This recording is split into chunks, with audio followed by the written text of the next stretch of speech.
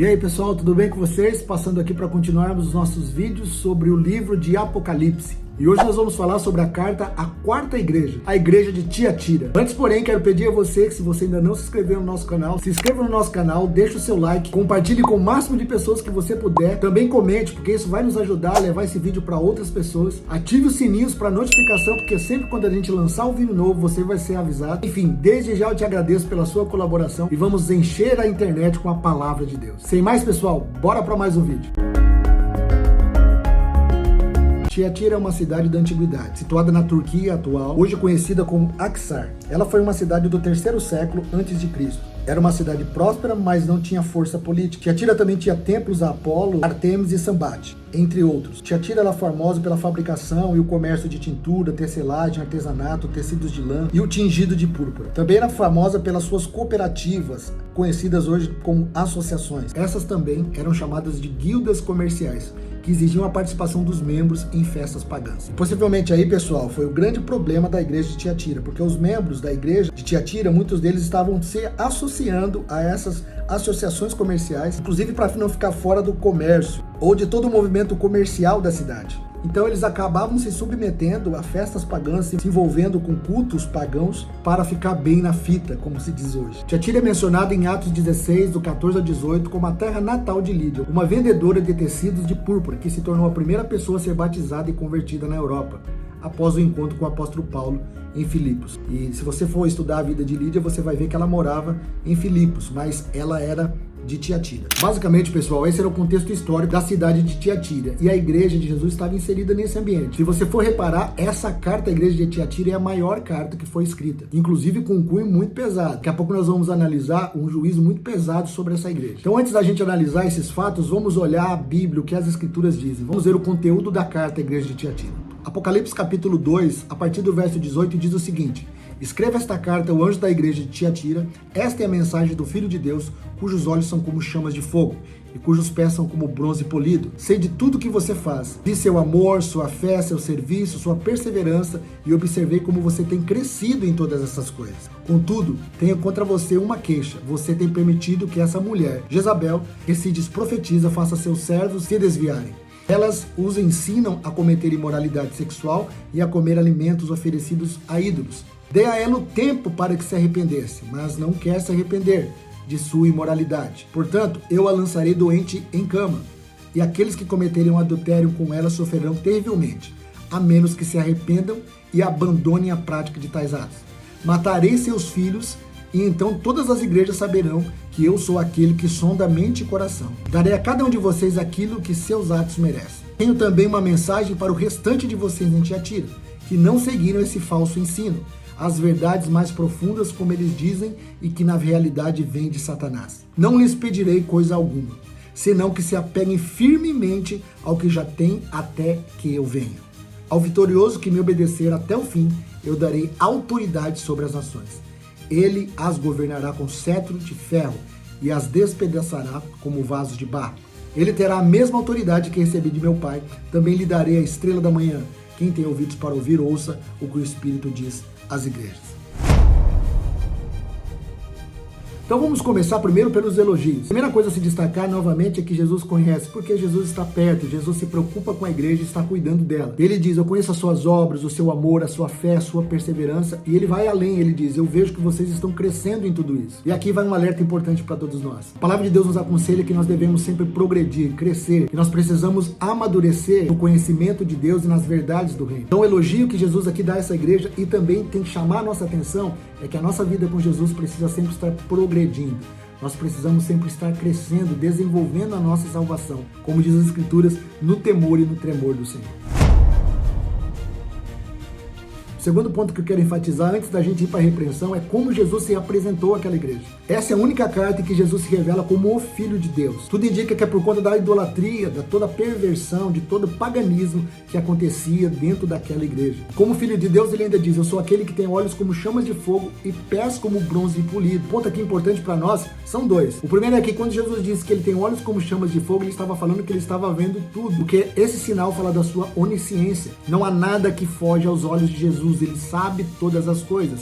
E os pés como bronze polido, o bronze nas escrituras é um sinal profético ou tipológico do juízo de Deus. Vemos isso do Velho ao Novo Testamento. Então quando ele diz que ele é aquele que tem pés como bronze polido, ele está falando de juízo, ele está falando do seu poder de trazer juízo sobre aqueles que estavam pecando contra o Senhor e levando outros, levando a igreja de Jesus a se desviar da verdade.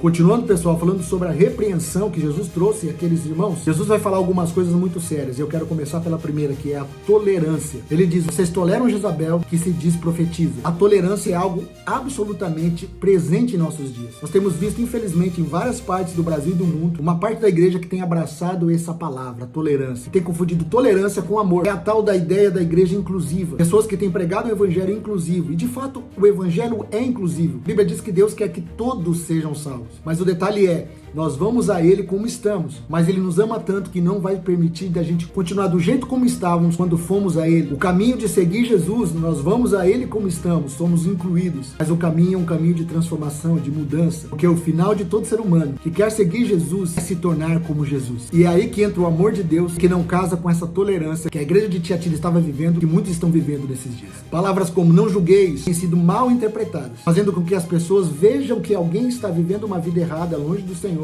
Em outras palavras, indo rumo a um precipício, e pela questão da tolerância não falam nada. Mas, biblicamente falando, isso também é pecado. A Bíblia nos mostra que a cumplicidade ou o silêncio, quando você vê que alguém está vivendo uma vida de pecado, indo para o inferno, e por causa da tolerância não se falar nada, a Bíblia também chama isso de pecado. Levítico 5, verso 1, Levítico 20, verso 4 e 5, 1 Timóteo 5, 22, todos esses textos mostram que a cumplicidade ou o silêncio, quando você está vendo que alguém está vivendo uma vida fora da vontade de Deus, e se eu e você não falarmos nada, estamos sendo tolerantes com a desculpa de não o julgar, também deixamos de exortar e amar, porque a Bíblia diz que Deus exorta, corrige o filho que ama. Esse foi um grande erro da igreja de Tiatira. Eles estavam sendo tolerantes com o pecado, com o paganismo que já estava infiltrado dentro da igreja.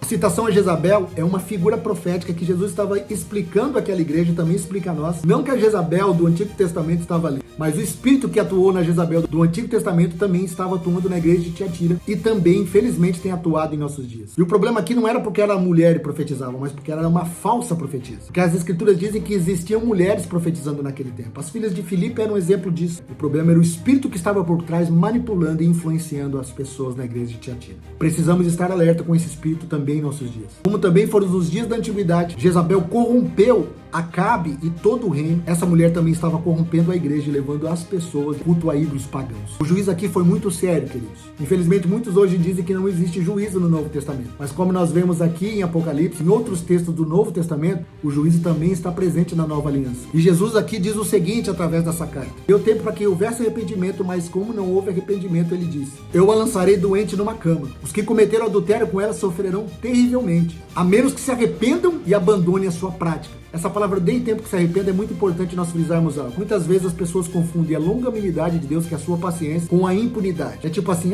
isso daí Deus vai considerar, Ele vai perdoar, tá tudo resolvido. Mas se não houver arrependimento, vai haver sim o juízo por conta da justiça de Deus. Isso também é uma realidade bíblica sobre o final de todas as coisas. Todos que hoje têm a oportunidade de se arrepender e não se arrependem estão escolhendo, no final, sofrer a consequência, sofrer o juízo. Então nós vemos aqui um julgamento terrível sobre aquela mulher e sobre as pessoas que estavam envolvidas com toda aquela prostituição e paganismo. E o juízo continua. Jesus disse: matarei os seus filhos, e todas as outras igrejas conhecerão que eu sondo o coração e dou a cada um segundo as suas obras. Veja, pessoal, muitas vezes as pessoas olham para isso e falam: nossa, mas Deus não é bom, Jesus não é bom, como assim matarei os seus filhos? Como diz as escrituras, nós precisamos considerar a santidade e a severidade de Deus. Na mesma medida que Deus é amor, Ele também é justo e fogo consumidor. Dentro de todo esse contexto, pessoal, existiam mestres gnósticos em Tiatira que estavam também influenciando a igreja de Jesus. E o absurdo que acontecia ali é que eles levavam essas pessoas a terem experiências profundas com as trevas, dizendo: nós precisamos mergulhar nisso para a gente poder combater depois. E muitos estavam sendo enganados e levados por essas mentiras. Agora, dentro dessa mesma igreja, o verso 24 mostra que existiam pessoas ali que não estavam se contaminando. Veja, existiam pelo menos 3 tipos de pessoas dessa igreja: aqueles que estavam vivendo vivendo mergulhados no pecado, no paganismo, na prostituição, aqueles que toleravam tudo isso, não se opunham, não falavam nada, não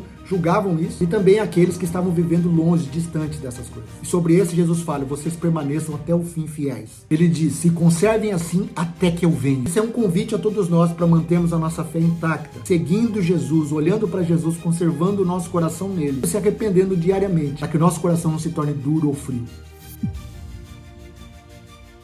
A recompensa que Jesus ofereceu aos irmãos ali de Tiatira, que estavam firmes e que estavam buscando se arrepender, uma das recompensas mais maravilhosas das Escrituras: ao vencedor eu darei autoridade sobre as nações. Sabe o que Jesus está falando aqui? Está falando sobre o milênio, sobre Apocalipse 20. Também falamos um pouquinho disso no vídeo, nós falamos sobre o panorama de Apocalipse. Você pode dar uma olhada no vídeo aqui no canal. O ponto aqui é, Jesus estava falando: olha, lá no milênio vocês vão ter autoridade plena, junto comigo, vocês reinarão sobre as nações. Mas, Ronaldo, nós estamos reinando em vida hoje com Jesus? Claro que estamos, mas à medida que nós estamos reinando hoje, não se compara àquilo que está para ser revelado. Hoje o que nós temos são as primícias do Espírito, aquilo que teremos à frente no estado eterno, quando a salvação estiver plena sobre todos nós, espírito, alma e corpo, será a plenitude disso que Jesus está falando aqui. Lucas 19, do verso 16 ao verso 19, vai falar sobre isso, Jesus falando sobre autoridade sobre cidades. Apocalipse 20, verso 6 também vai falar sobre isso. Apocalipse 22, verso 5 também fala sobre isso. Autoridade sobre as nações, ou seja, nós teremos autoridade, com Cristo reinaremos durante 1000 anos. Verso 27 fala sobre o cetro de ferro que regerá as nações.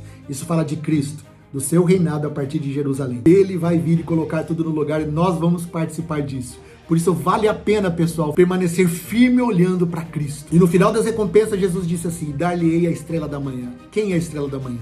É Ele mesmo. Jesus está falando sobre um aumento da revelação do Cristo. Não só para hoje, mas por toda a eternidade, nós conhecendo e sabendo mais e mais de quem Ele é. 2 Pedro 1,19, Apocalipse 22,16 também vai falar de Jesus como a estrela da manhã. Enfim, pessoal, precisamos estar olhando para a nossa vida, olhando para aquilo que estamos vivendo, olhando para essa carta à igreja de Tiatira e vendo o quanto nós precisamos se arrepender, o quanto nós estamos vivendo segundo a vontade de Deus, o quanto nós precisamos crescer e mudar. Espero que de alguma maneira o Espírito Santo tenha falado com você através desse vídeo. Se você puder, compartilhe com mais pessoas, se inscreva no canal. Vamos falar de Jesus para todo mundo, porque Jesus está voltando. Agradeço por ter ficado até o fim. Deus te abençoe e Maranata.